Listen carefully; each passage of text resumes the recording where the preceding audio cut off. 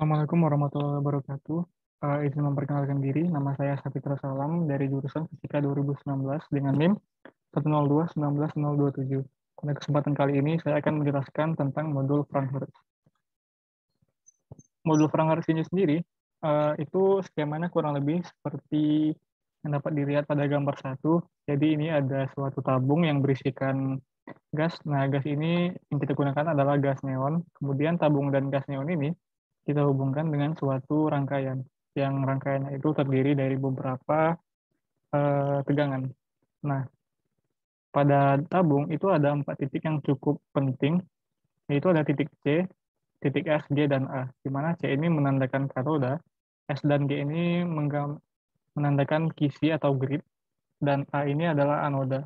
Nah, jadi nanti itu kita akan alirkan suatu arus listrik dari tegangan UF ke katoda. Nah, nanti katoda ini uh, saat dialiri arus listrik itu dia akan semakin panas sehingga dari katoda ini nanti yang panas itu akan diemisikan elektron.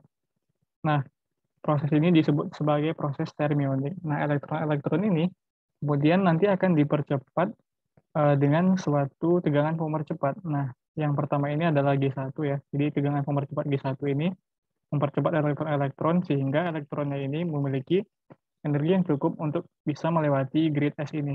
Nah, setelah elektron-elektron itu melewati grid S, elektron ini akan kembali dipercepat lagi oleh tegangan pemercepat. Nah, yang kali ini itu tegangan pemercepat G2. Nah, tegangan pemercepat G2 ini eh, bertujuan untuk meningkatkan energi elektron sehingga dia bisa melewati grid G ini agar dia bisa mencapai ke anoda. Nah, saat elektron itu mencapai anoda, itu nanti kita bisa deteksi elektron yang masuk ke anoda ini sebagai arus yang disebut dengan arus kolektor. Nah, tetapi di antara grid G dengan anoda itu terdapat tegangan penghalang atau tegangan pembatas.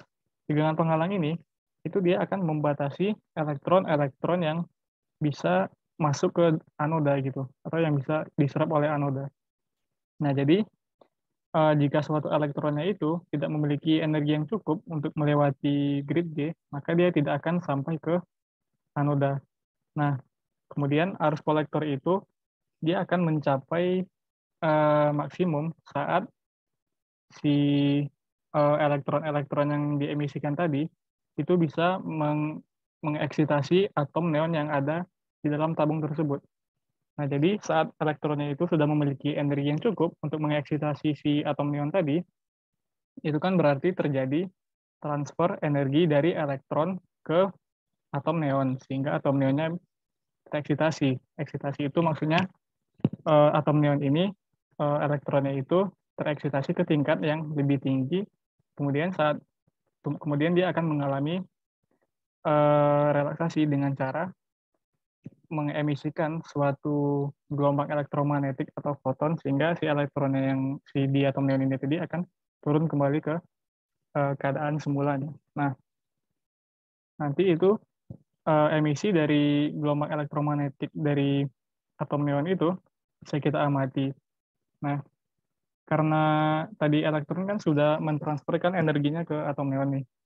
Nah, karena udah ditransfer, maka elektronnya memiliki energi yang tidak memiliki energi yang tidak cukup gitu untuk melewati grid G tadi, sehingga akan banyak elektron-elektron yang tidak mencapai anoda. Oleh karena itu, arus kolektornya kan berarti akan semakin menurun.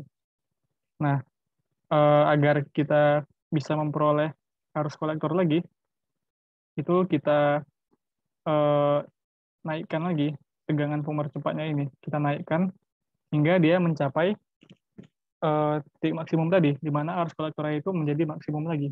Nah, jadi ini akan membentuk titik maksimum kedua, di mana saat si elektronnya itu memiliki energi yang cukup untuk mengeksitasi si atom neon ini untuk kedua kalinya. Nah, sehingga kita akan memperoleh titik maksimum kedua.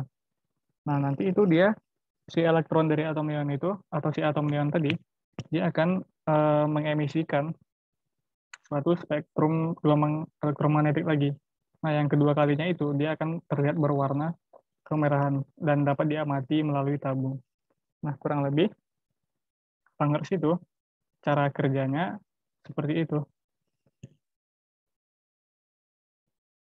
Terima kasih. Mungkin ini adalah presentasi singkat dari saya. Apabila ada kekurangan mohon dimaafkan.